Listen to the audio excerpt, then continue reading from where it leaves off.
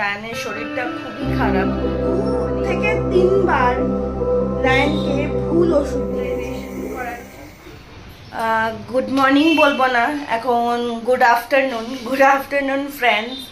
এখন বাজে হচ্ছে ওই 1:15 মতন। কদিন ধরে একদম ডেলি ব্লগ করা হচ্ছে না, রায়ানের শরীরটা খুবই খারাপ।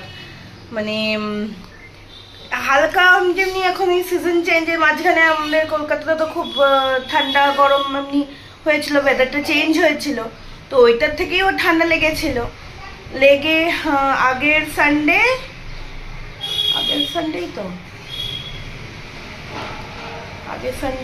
না, তার আগের সানডে, লাস্ট সানডে যেটা, তার আগের সানডে রায়ানের জ্বর এসেছিল, তো ওই 100 মতন। তো আমি মানডেই একদম ডক্টর দেখিয়ে নিয়েছিলাম যে আমি কোনো রেস্ট নেবো না, মানডেই ডক্টর দেখিয়ে নিই। তো ডক্টর ওষুধও দিয়েছে, কাফ সিরাপ, ওটা গলা খুশখুশও করছিল।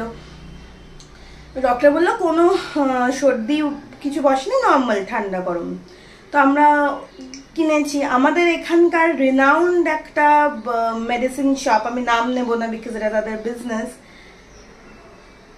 2 থেকে 3বার রায়ানকে ভুল ওষুধ দিয়েছে। ভুল ওষুধ ইন দ্য সেন্স, মানে যে কাফ সিরাপটা দিয়েছে ওই কাফ সিরাপই দিয়েছে, বাট বাচ্চাদের এটা দিয়েছে, মানে ওকে সিরাপ দেওয়ার কথা সেটা দিয়েছে হচ্ছে ড্রপ।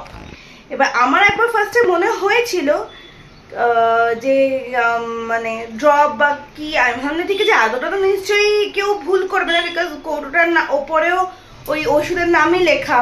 আর সোহম প্রেসক্রিপশন নিয়ে গিয়ে তিনবারই প্রেসক্রিপশন নিয়ে গিয়েই কিনেছে। তো কিন্তু কিছুতেই ওর কাশিটাও কম ছিল না, ইভেন সর্দিটাও পুরো একদম মানে জমে গেছে আর কি, পুরো জমা সর্দি বেরোচ্ছে। তার সাথে মাঝে মাঝেই থেকে রেগুলারই 100 মানে গতকালই 100 উঠেছে, তার আগে 99.7 99.8 এমনি টেম্পারেচার। কাশিটাও খুব বেড়েছে। তো আমরা যখন পরশুদিন বুঝতে পারলাম না রে ওষুধটা, না কালকে না পরশুদিন আমরা যখন ওর ওষুধটা শেষ হয়ে গেছে, কাফ সিরাপটা আমরা কিনতে গেলাম, এখনো কোর্স বাকি ছিল। তো এবার তখন অন্য লোক, ওই সেম দোকানেরই অন্য লোক আমাদের সিরাপ দিচ্ছিল। তো আমি সোহম বললো এটা তো নয়, আমাকে তো এতদিনে এই ওষুধ দিয়েছে। তখন বলছে না এটা তো অন্য, মানে এই ওষুধই, এটা ড্রপ বাচ্চাদের। তো আমরা ডাক্তারকে সঙ্গে সঙ্গে ফোন করলাম, ডাক্তার বলে ইমিডিয়েট আপনারা কাফ সিরাপ বন্ধ করে দিন, ওর ওভারডোজ হয়ে গেছে। বাচ্চাদের যে ড্রপটা সেটা কনসেন্ট্রেশনটা অনেকটা হাই থাকে, তো আমরা বন্ধ করে দিলাম। তো জানি না কালকেও তো 100.1 মতন, কালকেও তো 100.1 মতন জ্বর এসেছিল সন্ধ্যেবেলা। ডাক্তারকে আমরা কালকে দেখাতেই গেছিলাম, কিন্তু দেখানোর জন্য ওকে ফোন করেছিলাম, বা ডাক্তার বললো যে আমি এখন কিছু করতে পারবো না, মানে কিছু ওষুধ ওকে আমি কাফ সিরাপ দিতে পারবো না, বিকজ ওর অলরেডি ওভারডোজ কাফ সিরাপে। বললো যদি আজকে জ্বর আসে তাহলে ওর একটা চেস্ট এক্সরে করিয়ে নিয়ে ওকে যেতে বলেছে, দেখাতে বলেছে। তো দেখা যাক আজকের দিনটা, আজকে যদি জ্বর আসে তাহলে কালকে একটা চেস্ট এক্সরে করে ওকে ডক্টরের কাছে নিয়ে যেতে হবে। ওর যে ডক্টর ভীষণই ভালো, মানে অ্যাজ সাচ কোনো মেডিসিন দিতেই চান না, বাট এখন এত চারিদিকে মিজলস মাম্পস এত হচ্ছে না, মানে বলছে যদি এবারে কাশিটা না কমে তো একটা অ্যান্টিবায়োটিক দিয়েছে, তো অ্যান্টিবায়োটিকটা চালু করে দেবো। অ্যান্টিবায়োটিক অলরেডি ও 3 দিন হয়ে গেছে, আরও 2 দিন খাওয়ানোর বাকি। তো ডাক্তার বললেন তার সাথে তো, আর উনি সবসময় না এমনি হোমমেড রেমেডি প্রেফার করেন। তো উনি বলেছেন যে বেশি কাশলে এখন ওই হানি খাওয়াতে, আদার রস খাওয়াতে। তো আমি এখন কাড়াই বানিয়ে রেখেছি, তোমাদের সাথে শেয়ার করছি মানে কেমন করে বানিয়েছি কাড়াটা। তোমরাও তোমাদের জ্বরকারের সময় তো মানে যে কেউ খেতে পারে, এটা বাচ্চা হোক কি আমাদের মতন বয়স্ক লোক সবাই খেতে পারে। দেখো এর মধ্যে আমি জলের মধ্যে, মানে এটা এতটা পুরো জল ছিল, মানে প্রায় 1 বাটি বলতে পারো। ওর মধ্যে 2টো তেজপাতা, 5-6টা গোটা গোলমরিচ, তুলসী পাতার আদাটাকে একটু থেতো করে নিয়েছিলাম, আর দিয়েছিলাম হচ্ছে মিছরি। এটাকে ফুটিয়ে জলটা যখন অর্ধেক হয়ে যাবে তখন আমরা, তখন শুষুম তখন সুষুম সুষুম এই জলটা খেতে হবে বা খাওয়াতে হবে। তো যাই হোক, আমি যেটা বলছিলাম কতটা ইরেসপন্সিবল মানুষ হলে এই কাজটা করতে পারে। আজকে তুমি, আমরা এটা নয় কিছু মুখে আমি ওষুধ বললাম তো যে ও বুঝতে পারলো না, যা ইচ্ছা দিয়ে দিল।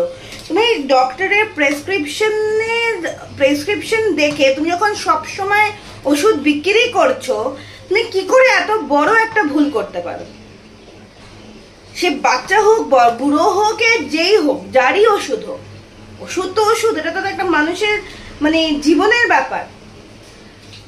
সেখানে এত বড় একটা মিস্টেক কি করে হতে পারে যে একটা মানে ভুল ওষুধই আমি দিয়ে দিলাম, মানে অন্য পাওয়ারের ওষুধই আমি দিয়ে দিলাম।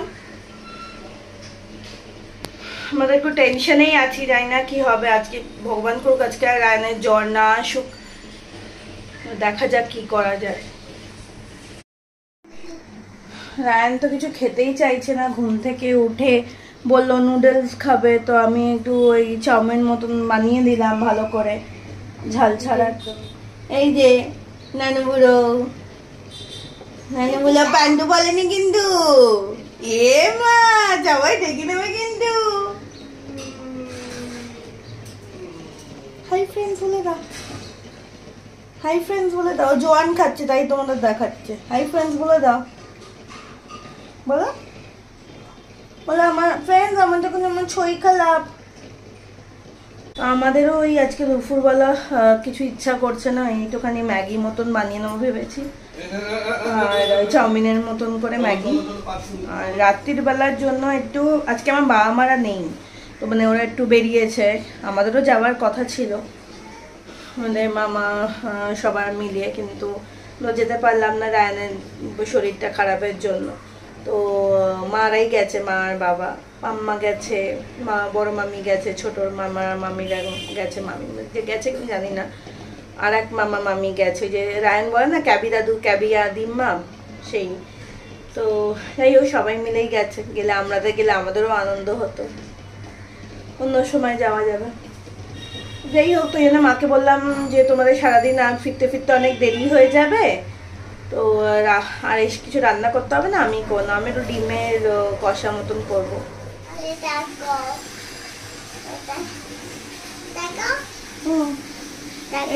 বেটু আমাকে জোয়ান দিল, থ্যাংক ইউ বেটু।